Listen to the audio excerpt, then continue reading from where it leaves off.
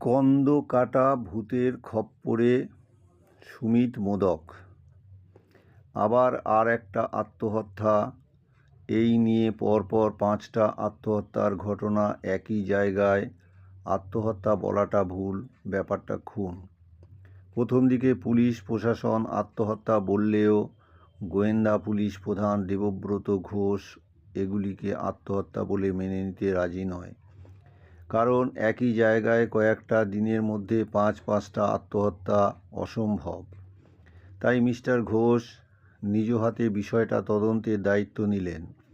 Diamond Harbour rail station থেকে মাইলখানেক দূরে খুন হচ্ছিল রেলগেটে।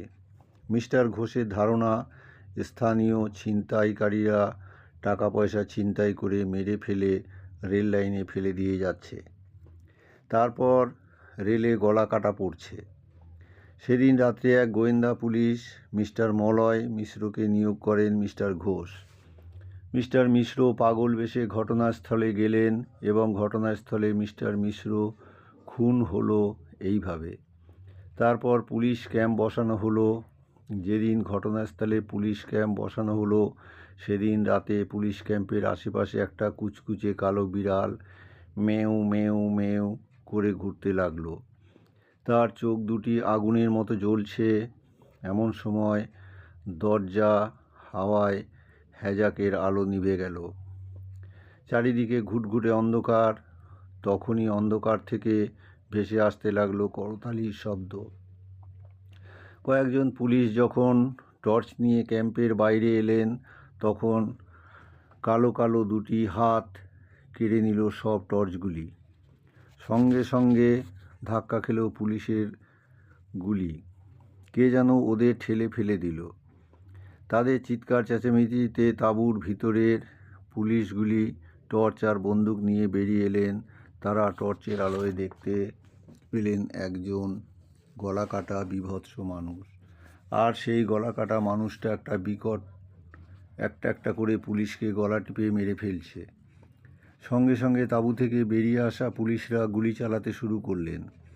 কিন্তু সেই গলা কাটা বীভৎস মানুষটার কিছু হলো না। ওই ক্যাম্পের একজন পুলিশ বেগতিক দেখে ছুটলেন ডায়মন্ড হারবার থানার দিকে। যা হোক করে পৌঁছলেন থানায়। এরপর এক জগ জল ঢকঢক করে খেয়ে পুলিশ ক্যাম্পে ঘটে যাওয়া নানা ঘটনার বিবরণ দিলেন। ঘটনাচক্রে থানায় উপস্থিত ছিলেন গোয়েন্দা পুলিশ প্রধান দেবব্রত ঘোষ। সঙ্গে সঙ্গে তিনি জিপ নিয়ে ছুটলেন ঘটনাস্থলে। গিয়ে তিনি দেখলেন মৃত পুলিশগুলির দেহ রেল লাইনে শোয়ানো। তখনও পর্যন্ত কোনো রেল যায়নি, তাই অক্ষত অবস্থায় পড়ে আছে। মিস্টার ঘোষ সবে রেল লাইন থেকে মৃতদেহগুলি সরাতে যাবেন, এমন সময় কে যেন তাকে ধাক্কা মেরে ফেলে দিল।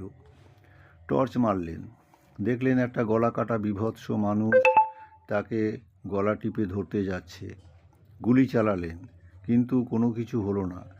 তিনি কোনো রকমে প্রাণ বাঁচিয়ে ছুটতে লাগলেন জিপটার দিকে, আর গলা কাটা বীভৎস মানুষটা ঝড়ের বেগে ছুটতে লাগলো।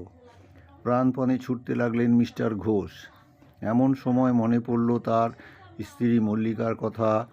একদিন মল্লিকা দেবী মিস্টার ঘোষের কাছে গল্প করেছিলেন যে মল্লিকা দেবীর বাপের বাড়ির গায়ের কোনো এক ব্যক্তি রেল লাইনের পাশ দিয়ে বাড়ি ফিরছিলেন। এমন সময় কন্দকাটা ভূতের পাল্লায় পড়েন। লোকটি যত ছোটেন কন্দকাটা ভূতটা সেই লোকটার পায়ের আওয়াজ অনুসরণ করে ছুটছে। এমন সময় লোকটির পায়ের কাছে কিছু ডাবের খোসা পড়ে থাকতে দেখতে পান। বুদ্ধি করে সেই লোকটা একটা ডাবের খোসা গড়িয়ে যেদিকে তিনি ছুটছেন তার বিপরীত দিকে। ডাবের খোসা ঢপ ঢপ করে গড়িয়ে চলল রেল লাইন ধরে। কন্দকাটা ভূতটা মনে করলো যে ডাবের খোসাটা মানুষ, তাই ভূতটা ডাবের খোসার দিকে ছুটল আর মানুষটা প্রাণে বাঁচল। এই গল্পটা শুনেছিল অনেক দিন আগে, কিন্তু আজ সেই গল্পের সঙ্গে সমস্ত ঘটনার মিল খুঁজে পেলেন মিস্টার ঘোষ এবং তিনি দেখতে পেলেন রেললাইনের পাশে অনেক ডাবের খোসা পড়ে আছে।